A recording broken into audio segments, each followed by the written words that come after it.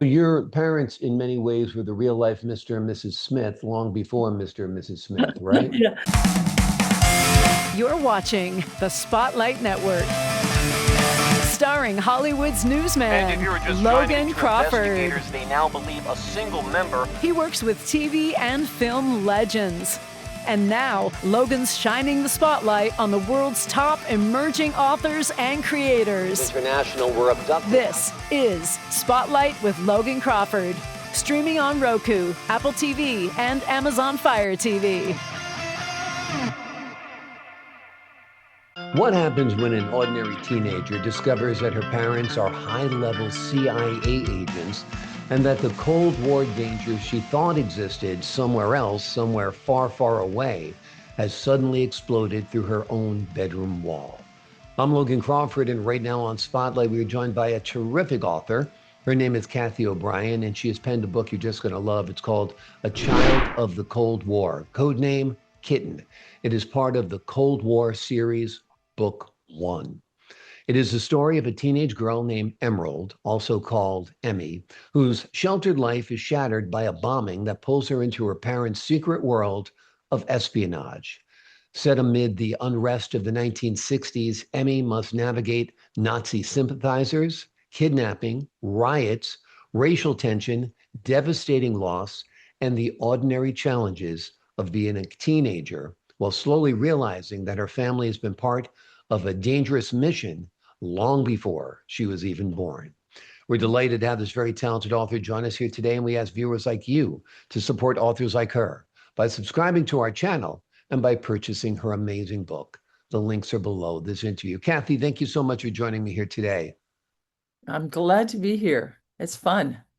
Fun to have you on the show. This is quite an ambitious book. It covers a lot of ground. Tell us a little bit about the idea for it, the spark, the genesis, the inspiration. Well, I never thought it being a big story. I knew I had it happened, but my parents were very careful with us and they made it try to be as normal as possible. I was going with some friends. They were going to Vegas, and I thought it'd be fun to go along. But they said, "Oh, by the way, we're stopping at a book convention conference, and you have to write something to go in." I said, "Well, I'm a painter. If you look over my shoulder, I'm not a writer." And so they said, just 5 pages, some story. So I wrote the opening to the book and sat and read it to somebody to critique me and teach me how to pitch it. And the first words out of her mouth was, "So when will the book be finished?" And I, inside my head, was kind of like, she goes, "Don't worry about it. We'll have lunch tomorrow and talk about that." And it's just too interesting. I was like, okay. Went on to Vegas and COVID happened. And so I wrote the book. Amazing, amazing. What was the time lapse between you going to that conference or whatever, writing those 5 pages, and actually writing the book? Um, 3 weeks. 3 weeks. Okay, so that's pretty quick. Yeah. Wonderful, wonderful. And it was your parents who pushed you to write Oh those no. first? No? They've been gone for a long time. Oh, okay. I have written a prequel to the series that is about them. That was Mhm. hard to do because I didn't know them when that happened. Obviously, I wasn't around. But they've been gone since dad since 1988 and mom since 1999. Gotcha. They have been gone a long time. Yes. But they're surely very proud of your work, no doubt. Talk to us a little bit about Emmy. Who is she and what's her life like? Well, she's typical for, or at least she thought she was typical for 1960s. And in her head, I think she was, because she read all the magazines and all of that kind of stuff. And then she discovered there was another whole side to her life that her parents were sheltering her from. And so she had to grow up pretty quick um, and try to balance it. My dad even let me go audition, which was a big thing for him, to the Kirby Scott show in Baltimore at WBAL, which was a big deal because security had to be tight for him and the whole thing of being on television. He was sure I would not make the dance team, but I did. And so I spent some time doing that. So, yeah, typical stuff for Emmy. Emerald Mist is her name, and I used that name to honor my mother. She wanted to name me Emerald Mist, but her and her sister had some childhood pact to name one after the others, their first girls, and so I'm named after my Aunt Catherine. Gotcha. Tell us a little bit about your parents. Well, they met when being Dad worked for OSI or OSS, I think it was first. OSS, then OSI, then CIA. General Donovan recruited him, and he was in the Navy, and he was surveilling a bar in Bethesda, Maryland, called the Seven Clocks. And my mother was working there with her other sisters. She was one of 13 children. Yeah, and as he was leaving, the person he was taking over surveillance for, because that man had his wife was having a baby, they heard a noise. They went down the alley, and there was my mother laying on the ground, beaten up pretty badly by a mob person because Shorty, the owner, was connected with the mob, and so that was the reason they were surveilling the bar and cafe, I guess. He took her to Bethesda Naval Hospital, and the rest was history, I guess. Yeah, amazing, amazing. So this book is sort of your parents and your life story that's fictionalized? It is, Yeah, yeah. And so amazing.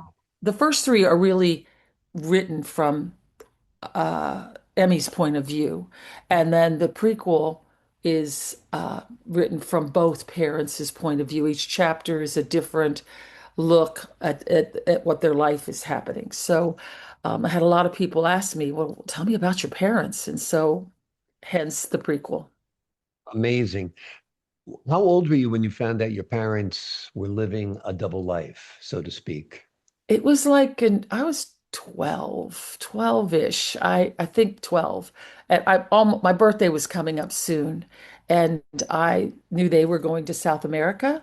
I thought I'd play possum and stay in the bedroom and yell goodbye my bedroom, and they did that all the time, so it wasn't like a big deal that I wouldn't go, in front of them and say goodbye. My sister was there talking to him before they left, and when the driver went and turned the car on, Dad was still standing at the front door, and the car blew up, which blew out the windows to my bedroom and threw me on the floor, and I had shrapnel and in my neck for a long Huh. time. I had little scars. So that was kind of the rude awakening. Yeah, 2 days later, I was in a boarding school in Frederick, Maryland. basically that was to protect you. Yes, it was, and Yeah, the school there is had a lot of high profile children. yeah. So your parents, in many ways, were the real life Mr. and Mrs. Smith long before Mr. and Mrs. Smith, right? Yeah, somebody else told me that, and I guess I missed reading that book or seeing that movie because I was like, really? There's that maybe, yeah, I Yeah, guess. it's Brad Pitt and Angelina Jolie, and they're both spies. They live normal, boring suburban lives by day, but by night they are butt-kicking spies. So yeah, very, Well, my very parents, I interesting. don't think my parents were the butt-kicking spies. I think they were Right. intel. They were in South America as attachés. Dad was naval attaché. And so they would socialize. And Dad was very tall for his era, 6'3", and he spoke German and Portuguese and Spanish and English. Wow. My mother, it was a short Irish lady, McCormick was her last name, and she had red hair, and she spoke Spanish and English and Gaelic. Uh, so she learned Spanish during World War II. Not too many people have spoken Gaelic in a long, long time. It's kind of that language, Yes. I'm from Irish heritage too, but not too many people left who speak Gaelic, that's for sure. Yes. Um, Talk to us a little bit about taking this novel or your life story and turning it into a film. Have you envisioned that? Oh, I think it would be a fun film. I one minute think it would be a great like three-part series, and the next Yep. part I think it may be just a movie and do it all. Um, because I think it's a good insight to how it was for kids. We didn't really know. You didn't ask your parents what they did. You just were glad to have a house and a home and loving. And they did a lot of things for our safety that I don't think parents do today. I tried to. I bet you played the game I spy something blue. Yeah, And I Spy with My Little Eyes, Something Blue. That was a big driving game. Yeah. exactly. Well, my parents never played that with us. We would go someplace and they would go in, and my dad would say, "Where are all the exits? How would you get out of here if you had to? Amazing. How many people Amazing. are in the room? How many men? How many women? Look at all of them and tell me which one you think you would trust." Hmm. So I've lived that way, and I did play I Spy Something Blue with my Right. kids, but we played the other games too. Right, exactly. Well, that's very, very intriguing. I love that game of where are the exits? Who in here could be a threat? Who in here do you trust?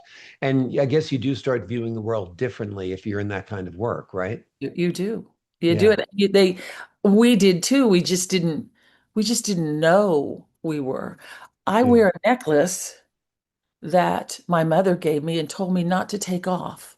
Hmm. And I did, never took it off. I still wear it today. She's gone, but it had a tracker in the back. I didn't know that. Oh, So that kept me safe. yeah. Amazing. Plus, it's a cross, so you're double protected there. Exactly. Well, she told me I Yeah. was protected because it was a cross. I didn't have any Right. clue about the rest. So, Exactly. Exactly. How much of the stories that you've crafted or you've written are true? What percentage would you say?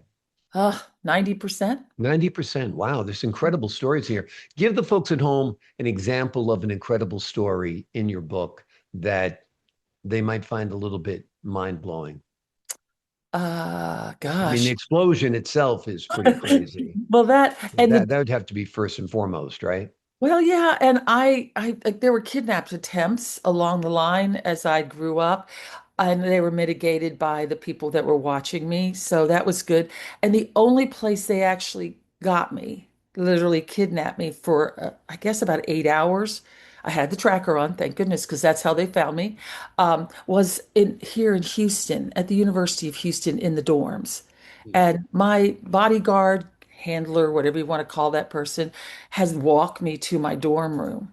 My roommate was a pretty high profile kid too. Her daddy was a senator. Her first name was Cathy also. And so the people that had come to get me weren't sure which Cathy they should take. So they Hmm. took us both. And I ran. My bodyguard said, run. And I ran. But they still caught up with me. I thought I was being smart going down some stairs and making a corner. But yeah, that didn't work. Chloroform hit me in the face and I was gone. Amazing, amazing. Now it sounds like Taken. Now we've got Liam Neeson. If it's money you want, I can assure you I don't have any, but I do have a unique set of skills that makes me a nightmare for people like you. That's funny. I love it. But that's one of the Um, ones that was like the icing on the cake. At that point, I became more aware of everything. I mean, I was aware before, like who was in the room and that kind of stuff, but I was suspicious, I guess, then. yeah. What's it been like writing these books and going down this very unique memory lane? Uh, it's been a journey that I wasn't sure I'd ever get to the end. As I'm writing, I'm going, okay, take notes. Don't forget this part because you know how you have those flashbacks while you remember something else. So trying to keep it in sequential order of how it happened was hard, first of all, and second of all, being true to the characters that I was bringing in, like um, my parents, of course, and my sorority sisters who did not know anything about my situation until much later, like years, like a couple years ago. They didn't know that was how I was in that kind of stress. But just keeping the logistics straight, because I wanted it to be real. I wanted it to be what happened. I didn't want it to be made up. Yeah. Is Kitten your code name for real? It was. I thought it was my handler's affectionate name for me because I thought as a 13-year-old that he was, oh my God, so gorgeous, older man, and he called me Kitten. And so I thought he was just being sweet until I heard him on a radio saying that Kitten was across the street. And I went, wait, who would, you know, my sister was Tiger, and my dad was Whitey. He had white hair, and my mother was a Big Bird. And I always wanted to know why Wow. she was called Big Bird, but they wouldn't tell me because it must have been something Amazing. crazy. Exactly. Because you said she wasn't tall. That's usually who gets called Big Bird or tall people. But Exactly. Who knows? Maybe it's keep people guessing. If the names are too obvious, then they're not protecting someone, I guess. Yeah, I guess. Amazing. Well, this is an amazing story, an amazing book, an amazing series of books. The name of the book we've been exploring today is called A Child of the Cold War, codenamed Kitten. It is book one in the Cold War series. It is written by Cathy O'Bryan, the beginning of a coming of age trilogy about a teenager whose discovery of her parents' secret lives as CIA agents, and it's a true story, pulls her into the danger, uncertainty, and the social upheaval of the Cold War era. Cathy, thank you so much for joining me here today. Oh, my pleasure. Absolutely. Great pleasure speaking with you as well. Wonderful work on this book. I appreciate your time and talent. To the folks at home, I'm Logan Crawford, thanking you for your time this time. Until next time.